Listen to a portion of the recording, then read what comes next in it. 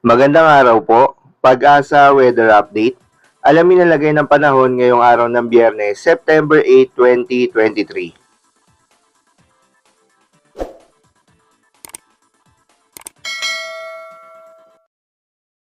May isa o dalawa pang bagyo ang posibleng mamuo o pumasok sa ating Philippine Air Responsibility ngayong September.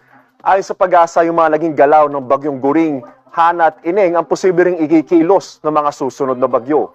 Posible itong maglandfall sa extreme northern zone. May posibilidad din na sa Bicol tatama ang potensyal na bagyo at tatawirin nito ang southern Luzon at dadaan malapit dito po sa Metro Manila. Narito ang weather update. Mahinang habagat ay nakakapekto pa rin sa may kanlurang bahagi ng Northern Luzon at sa Central Luzon.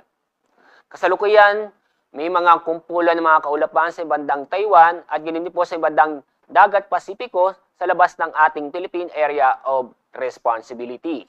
Itong mga kumpulan ng mga kaulapan ay may posibilidad mabuong low pressure area. At sa ating magiging ilagay na panahon sa susunod na 24 oras, maganda at maaliwas sa panahon ang inaasahan po natin sa Luzon at ganoon din po sa Visayas at sa Mindanao. Although maganda at maaliwas na panahon, may tsansa pa rin ng mga isolated na mga pag-ulan dulot ng thunderstorm. Inaasahan din natin ang mainit na panahon, kaya mataas po ang temperatura matatala sa Metro Manila na aabot ng 34 degrees Celsius.